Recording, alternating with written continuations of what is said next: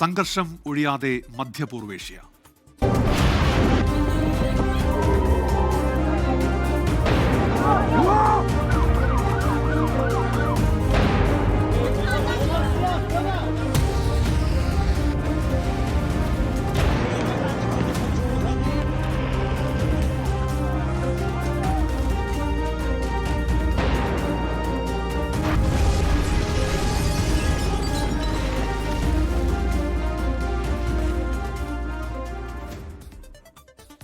മധ്യപൂർവേഷ്യൻ സംഘർഷത്തെ തുടർന്ന് ഹോർമുസ് കടലിടുക്കിന് സമീപം നങ്കൂരമിട്ട കപ്പലുകളിൽ കുടുങ്ങിക്കിടക്കുന്നത് 23,000-ഓളം ജീവനക്കാരെന്ന് കേന്ദ്ര സർക്കാർ വൃത്തങ്ങൾ.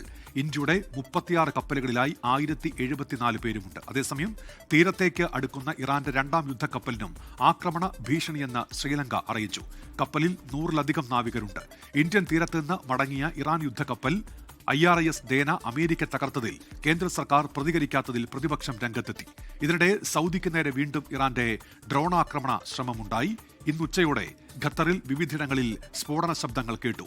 വിശദാംശങ്ങളുമായി ആർ അച്യുതൻ ഇപ്പോൾ ഡൽഹിയിൽ നിന്ന് ചേരുന്നുണ്ട്. അച്യുതനിലേക്കാണ് ആദ്യം. അച്യുതൻ, ഈ ഹോർമുസ് കടലിടുക്കിന് സമീപം ഒട്ടേറെ ഇന്ത്യൻ കപ്പൽ ജീവനക്കാർ കുടുങ്ങിക്കിടക്കുന്ന ഇപ്പോൾ കേന്ദ്ര സർക്കാർ അറിയിക്കുന്നുണ്ടല്ലോ. അവരുടെ വിശദാംശങ്ങൾ എന്തൊക്കെയാണ്? എന്തൊക്കെ വിവരങ്ങളാണ് ഇപ്പോൾ വിദേശകാര്യ മന്ത്രാലയം നൽകുന്നത്? അച്യുതൻ.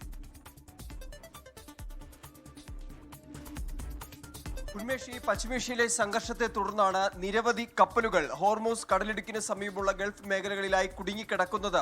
ആ കുടുങ്ങിക്കിടക്കുന്ന കപ്പലുകളിൽ ഏതാണ്ട് 23,000-ഓളം ഇന്ത്യൻ നാവികർ ഉണ്ട് എന്നാണ് കേന്ദ്ര സർക്കാർ വൃത്തങ്ങൾ ഇതുമായി ബന്ധപ്പെട്ട് അറിയിക്കുന്നത്. ഇതിൽ ഇന്ത്യയുടെ 36 കപ്പലുകളുണ്ട്. പേർഷ്യൻ കടലിടുക്കിലായി 36 കപ്പലുകളുണ്ട്. ആ 36 കപ്പലുകളിലായി 1,074 ഇന്ത്യക്കാരാണ് ഉള്ളത്. ഇതിൽ ഈ 36 കപ്പലുകളിൽ 12 കപ്പലുകൾ ഒമാൻ കടലിടുക്കിലും 24 കപ്പലുകൾ ഹോർമുസ് കടലിടുക്കിലുമായാണ് കുടുങ്ങിക്കിടക്കുന്നത്. ഈ കുടുങ്ങിക്കിടക്കുന്ന ഇന്ത്യൻ നാവികരുമായി നിരന്തരം ആശയവിനിമയം നടത്തുന്നുണ്ട് എന്നാണ് കേന്ദ്ര സർക്കാർ വൃത്തങ്ങൾ അറിയിക്കുന്നത്. ഒപ്പം തന്നെ സംഘർഷ സാധ്യതയുള്ള സമുദ്ര മേഖലകളിലെ സ്ഥിതി അത് നിരീക്ഷിച്ചു വരികയാണ് എന്നുള്ളതും കേന്ദ്ര സർക്കാർ വ്യക്തമാക്കുന്നുണ്ട്. ഏതെങ്കിലും രീതിയിലുള്ള സാധ്യതകൾ ലഭിച്ചു കഴിഞ്ഞാൽ ഈ കുടുങ്ങിക്കിടക്കുന്ന ഇന്ത്യക്കാരെ അവിടെ നിന്നും സുരക്ഷിത സ്ഥാനത്തേക്ക് മാറ്റുന്നത് അടക്കമുള്ള കാര്യങ്ങൾ പരിശോധിച്ചു വരികയാണ്. എന്നിരുന്നാലും ഒരു അപ്രതീക്ഷിതമായ അല്ലെങ്കിൽ പ്രവചിക്കാൻ കഴിയാത്ത തരത്തിലുള്ള പലതരത്തിലുള്ള ഒരു സാഹചര്യങ്ങളാണ് നിലവിൽ ഈ മേഖലയിലെ ആകെ ഉള്ളത്. അതുകൊണ്ട് തന്നെ നിലവിൽ നിലയുറപ്പിച്ച ഈ ഇടങ്ങളിൽ തന്നെയാണ് ഈ കപ്പലുകൾ ഉള്ളത്.